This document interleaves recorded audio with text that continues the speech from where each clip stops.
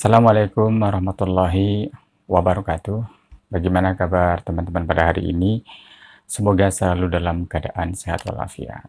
Ketemu lagi dengan saya di channel ini dan masih seperti biasa kita akan membahas tentang permasalahan hukum yang ada di masyarakat. Dan kali ini yang akan kita bahas adalah mengenai harta bawaan orang yang menikah sekitar tahun 60-an. Jadi ceritanya begini, dia bertanya kakeknya menikah sekitar tahun 60-an dan membawa harta bawaan yang diberikan oleh orang tuanya. Pertanyaannya apakah harta bawaan ini langsung menjadi harta bersama atau tidak? Dan dasar hukumnya apa? KUH Kitab Undang-Undang Hukum Perdata ataukah Undang-Undang Nomor 1 Tahun 1974 tentang perkawinan?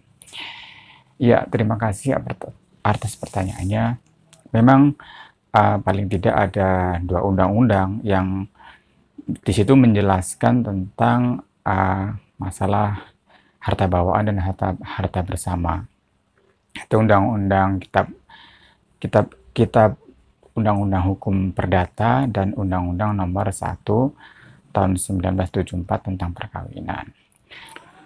Kitab Undang-Undang Hukum Perdata pasal 119 disitu menyebutkan mulai saat perkawinan dilangsungkan demi hukum berlakulah persatuan harta secara bulat antara suami dan istri. Sekedar mengenai hal itu dengan perjanjian karena tidak diadakan ketentuan lain. Jadi di dalam Kitab Undang-Undang Hukum Perdata tersebut di pasal 19, apabila seorang laki-laki dan perempuan menikah, maka semua hartanya menjadi satu, baik harta bawaan maupun harta yang didapat selama berlangsungnya perkawinan.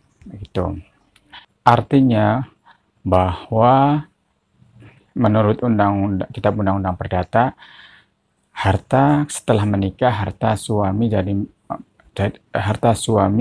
menjadi milik istri, begitu juga sebaliknya. Dan jika terjadi perceraian, maka kemudian harta tersebut dibagi menjadi dua. Ya, berbeda halnya dengan Undang-Undang Nomor 1 Tahun 1974 tentang perkawinan. Di pasal 35 di situ dijelaskan ada harta bersama dan harta bawaan. Dijelaskan dalam pasal 35, harta bersama itu adalah harta yang didapat setelah berlangsungnya perkawinan. Sedangkan harta bawaan adalah harta yang diperoleh sebelum perkawinan, termasuk warisan dan hadiah. Itu masuk kategori harta bawaan. Dan harta bawaan, warisan dan hadiah di dalam Undang-Undang Nomor 1 Tahun 1974 tentang perkawinan itu adalah penguasaan sepenuhnya oleh masing-masing. Jadi ada perbedaan yang terlihat antara KUH dengan Undang-Undang Nomor 1 Tahun 1974, di mana KUH itu ketika menikah maka hartanya menjadi satu, baik bawaan maupun harta yang diperoleh selama perkawinan. Tetapi Undang-Undang Nomor 174 tentang perkawinan di pasal 35 tidak. Jadi dipisah. Ada harta bersama itu diperoleh selama perkawinan dan itu menjadi harta gonogini apabila terjadi perceraian. Itu yang dibagi dua. Tapi ada juga harta bawaan. Harta bawaan ini sepenuhnya menjadi penguasaannya oleh masing-masing. Harta bawaan termasuk harta warisan dan hadiah. Jadi apabila seorang istri diberikan harta bawaan oleh orang tuanya, diberikan warisan oleh orang tuanya ataupun hadiah, itu sepenuhnya adalah hak istri. Begitu juga suami, apabila dia diberikan harta bawaan juga oleh orang tuanya, diberikan warisan dan hadiah, itu juga sepenuhnya menjadi penguasaannya oleh suami. Jadi itu tidak termasuk harta bersama seperti di dalam Kitab Undang-Undang Hukum Perdata.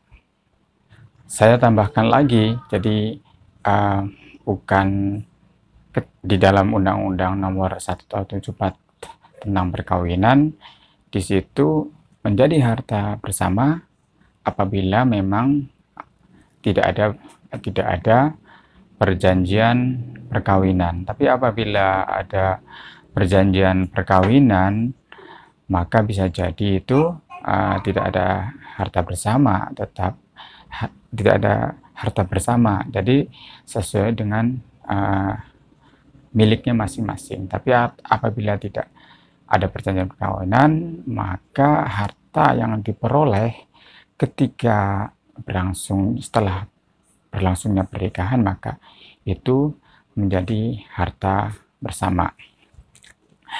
Ya, konteksnya dengan pertanyaan tadi, jadi kakeknya yang menikah pada tahun 1960-an, di situ menggunakan apa? KUH Per atau Undang-Undang Nomor 1 Tahun 74. Tentunya di tahun 1960 itu Undang-Undang Nomor 1 Tahun 1974 tentang perkawinan belum diundangkan. Artinya ketika tahun itu berlangsung, apapun peraturan yang di dalam Undang-Undang Nomor 1 Tahun 74 itu belum berlaku. Dan belum berlaku. Maka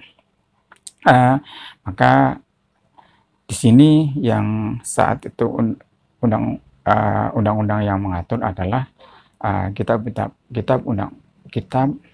Undang-Undang Hukum Perdata, yaitu di pasal 119, di mana ketika perkawinan maka harta semua menjadi satu.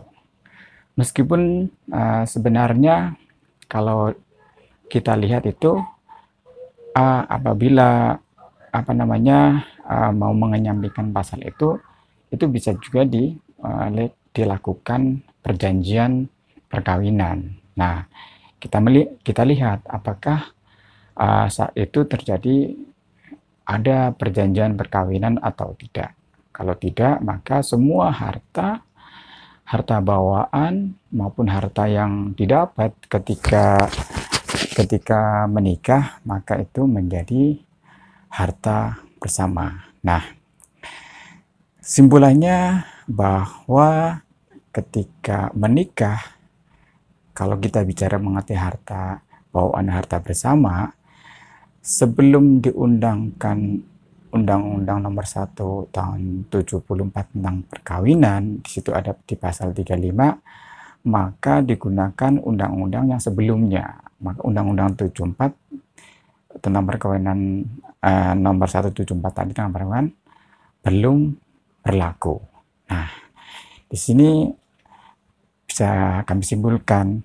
Jadi saat itu sebelum ada Undang-Undang Nomor 174, maka yang dipakai mengenai harta bersama maupun bawaan adalah menggunakan undang-undang Kitab Undang-Undang Hukum Perdata.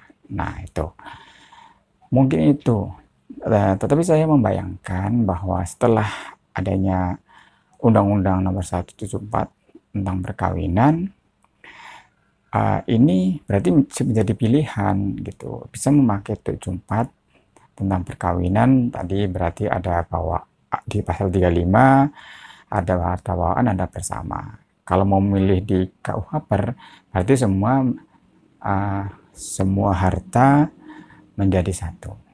Iya, mungkin itu penjelasannya. Terima kasih atas pertanyaannya.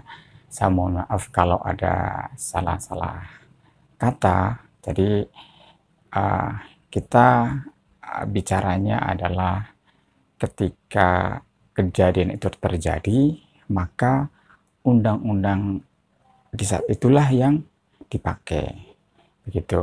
Tadi contohnya bahwa menikah tahun 60, maka tidak bisa dipakai menggunakan Undang-Undang 1974. Yang dipakai adalah ya ketika di tahun 60 itu menggunakan undang-undang apa yang terkait dengan hal tersebut gitu.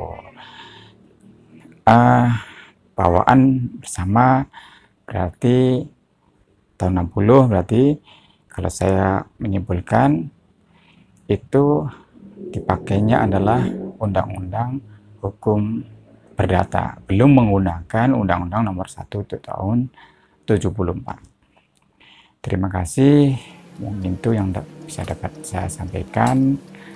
Mohon maaf atas segala kesalahan. Assalamualaikum warahmatullahi wabarakatuh.